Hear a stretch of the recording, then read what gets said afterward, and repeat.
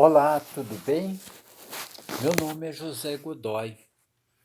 Hoje eu decidi fazer um comentário que tem o seguinte tema: é o dilema de Deus. O que eu quero dizer com a palavra o dilema de Deus, né? Eu quero significar com a palavra dilema que Deus esteve numa situação difícil, porque ele fez o homem com muito carinho, com muito amor e perfeito, mas o homem, ao exercer seu livre-arbítrio, pecou. E Deus é justo, e a sua justiça não permite que o culpado tenha a sua transgressão simplesmente negligenciada e a coisa continua-se do mesmo jeito, né? E por quê? Porque o salário do pecado é a morte. E a justiça de Deus, ela não tem o culpado por inocente. Isso está escrito no livro de Êxodo, né? Ele não tem o culpado por inocente. E ninguém na face da terra é inocente. Todo mundo é pecador. Mas, por um outro lado, o dilema de Deus veio à tona, é que Deus é um ser que ama. No capítulo 3, versículo 16 do Evangelho de São João, diz que Deus amou o mundo de tal maneira que deu seu Filho unigênito para que todo aquele que nele crê não pereça, mas tenha a vida eterna. Para sair desse dilema, Deus precisou que alguém morresse por nós. Esse alguém teria que ser um homem, porque foi um homem que pecou. E esse homem foi Adão. E, por intermédio de Adão, a morte passou a todos os seus descendentes. Como o salário do pecado é a morte, e existir é uma coisa maravilhosa. Eu, quando me lembro, eu falo a mim mesmo: nossa, eu sou alguém que existe. Oh, meu Deus, muito obrigado por eu existir, por o Senhor ter me criado um dia, né? Mas Deus, ele se sentiu assim, cheio de piedade com relação ao homem, pelo fato de ele ter se tornado pecador e, por força de seus pecados, ter se tornado uma pessoa mortal, uma pessoa sujeita à morte. Então Deus fez o quê? Ele teve um plano. Ele falou: o homem é injusto, é merecedor da morte. Eu não tenho culpado por inocente, mas eu amo o homem. eu amo o pecador. Então Deus fez o quê? Ele bolou um plano. Um plano do quê? Um plano de justificação do pecador. O que significa justificação, né? De acordo com o dicionário, justificação é o ato e o efeito de justificar alguém, né? Inocentar alguém, desculpar alguém da falta cometida. E para poder conceder a nós a justificação, Deus precisou que alguém morresse em nosso lugar. E essa pessoa que morreu por nós é o Senhor Jesus Cristo, sobre o qual diz Paulo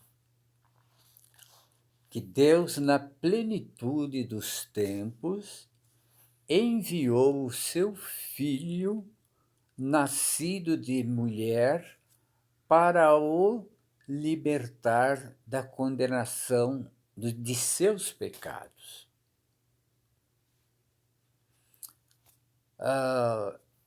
Maria estava prestes a ser desposada por José.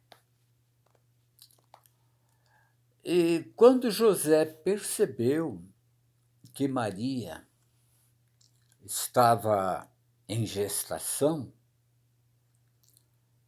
ele achou muito estranho aquilo, ele ficou preocupado, e sendo uma pessoa muito boa, muito legal, ele falou: eu vou mantê-la escondida para que ninguém veja isto, porque isto vai causar um escândalo tremendo, e Maria, a quem eu amo tanto, será infamada, será chamada de infiel.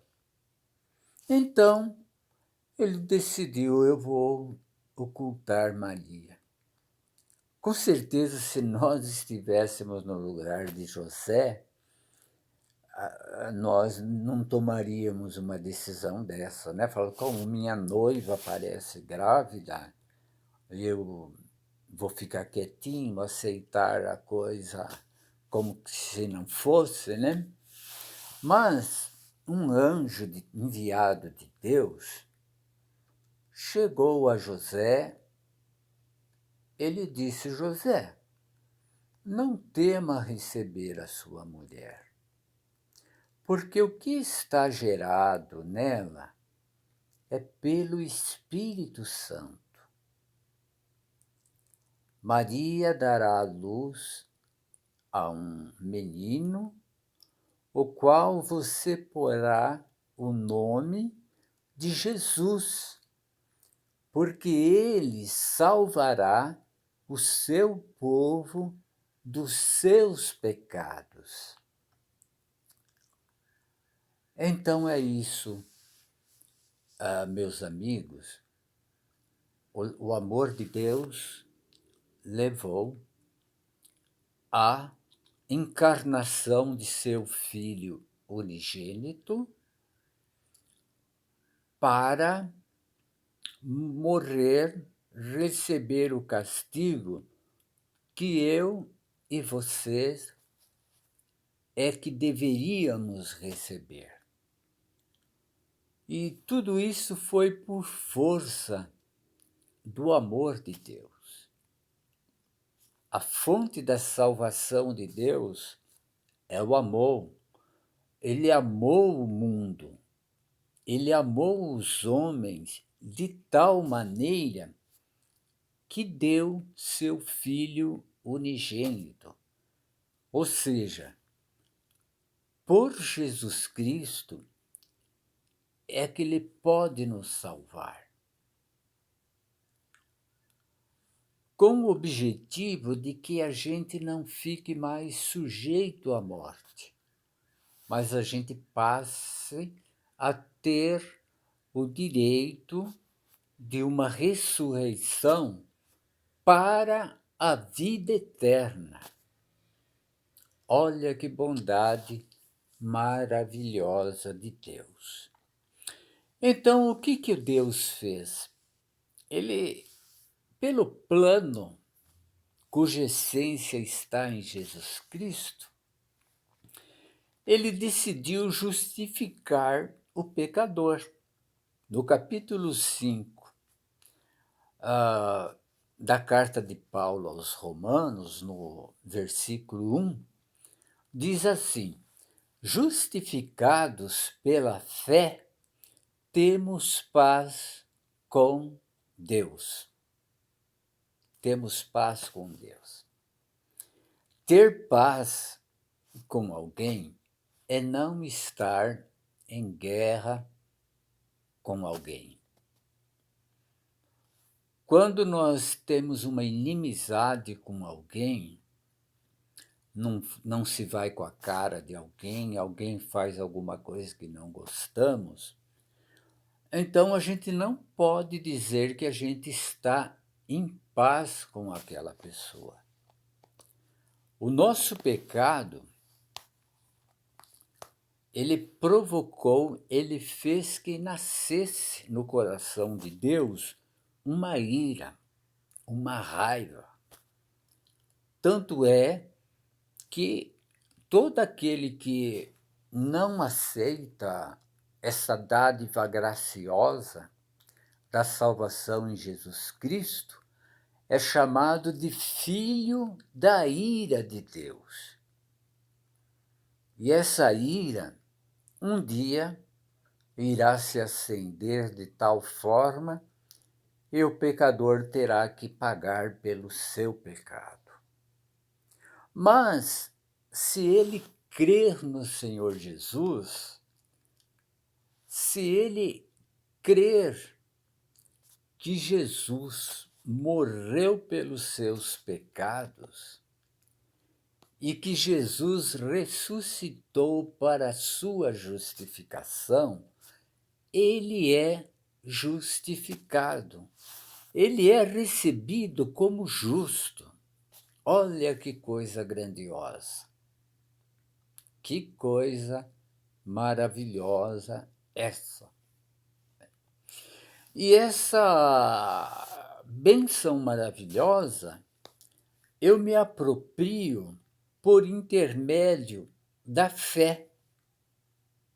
É só eu receber, né? Não preciso fazer sacrifício nenhum. Não preciso ficar me condenando. É só eu crer no Senhor Jesus. Crer que ele morreu pelos meus pecados e ressuscitou para a minha justificação. Olha aí, essas palavras finais foram ditas pelo apóstolo São Paulo. Ele disse aos irmãos de Corintos, né? Eis que vos entreguei o que primeiramente recebi, que Jesus morreu pelos nossos pecados e ressuscitou para a nossa justificação. Então, a nossa justificação, ela tem esses dois aspectos. O aspecto da morte do Senhor Jesus e o aspecto da ressurreição do Senhor Jesus. Se ele tivesse só morrido e não tivesse ressuscitado, não ia adiantar nada para nós. Nós não teríamos como ter fé e não teríamos como ser declarados justos. E o Senhor Jesus, ele morreu pelo meu pecado e ressuscitou porque ele morreu foi por meu pecado, não porque ele tenha pecado. Então Deus Pai, pela sua glória infinita, o ressuscitou dentre os mortos. E essa sua ressurreição, ela me justifica. Também o seu sangue derramado na cruz, Paulo fala, e agora, justificado pelo seu sangue, então o seu sangue também nos justifica, né? E nós alcançamos essa condição de justo perante Deus, por mérito não meu, mas por mérito da pessoa maravilhosa do Senhor Jesus Cristo. Hoje, pela misericórdia de Deus, nós podemos dar testemunho da nossa salvação. Porque para quem está em Cristo, não há nenhuma condenação. Então precisamos abraçar esta justificação. Os judeus recusaram, eles não quiseram a justificação de Cristo. Quando os apóstolos pregavam, olha, vocês só poderão ser justificados perante Deus mediante a fé em Jesus. Eles falavam, não, nós temos a lei de Moisés, nós temos os 10 mandamentos, está escrito lá que todo aquele que guardar a lei, por ela viverá. Nós temos a lei. Aí Paulo falava, não é pela lei. Se houvesse uma lei que pudesse vivificar o pecador, a justificação então seria pela lei. Mas a lei não pode justificar ninguém. Nós já nascemos para morrer. Então não adianta, por mais perfeita que a lei seja, ela não pode justificar o pecador. Somente por Jesus, porque Jesus, ele guardou toda a lei. Ele teve um viver perfeito. Pedro dá esse testemunho dizendo que na boca do Senhor Jesus nunca se achou engano. Nossa, veja aí a santidade do Senhor Jesus. Quanto engano já houve na nossa boca. Quantas vezes não mentimos. Quantas vezes não falamos palavrão, não falamos coisas impiedosas, mas o Senhor Jesus nunca pecou. Não há nenhuma lei que possa nos trazer vida, mas o Senhor Jesus é a nossa vida. João, em sua primeira carta universal, ele diz claramente que quem tem o Filho tem a vida, mas quem não tem o Filho não tem a vida. Então, gostaria de poder deixar claro a vocês que ter direito de viver eternamente, olha o tamanho da bênção, você viver eternamente, é uma questão de você possuir o Senhor Jesus. Você receber o Senhor Jesus, porque crer quer dizer receber, é você dizer, agora eu sou feliz porque eu tenho Jesus, eu tenho a vida eterna. Todavia, você que está me ouvindo, que não tem conhecimento básico do Evangelho, pode dizer o seguinte: ah, mas eu vejo bastante crente que morre, é sepultado, como? Sim, esse nosso corpo, ele já está morto por causa do pecado. Mas o espírito vive por causa da justiça. A justiça de quem? A justiça do Senhor Jesus. O ato de nós crermos no Senhor Jesus nos justifica. Nós somos justificados. Como foi justificado Abraão? O Senhor Jesus, em uma de suas conversas com os fariseus, disse: Abraão viu o meu dia e se alegrou. Que dia que Abraão viu? Viu o dia da manifestação do Filho de Deus por intermédio da nossa humanidade, da nossa natureza, da nossa carne, para garantir tanto a ele como a nós o direito à ressurreição dos mortos, né? O Senhor Jesus, quando ressuscitou um pouco, ao ressuscitar Lázaro, ele disse, né?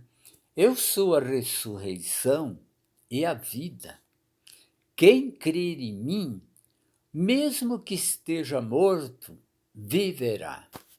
Então eu convido você a aceitar o Senhor Jesus, a exercitar fé no Senhor Jesus, a ouvir pregações a respeito do Senhor Jesus e meditar nisso, para que a fé seja gerada no seu coração, pois a fé é um dom de Deus, e essa fé seja suficiente para você receber o Senhor Jesus e poder dizer: gente, eu tenho a vida, porque eu tenho o Filho.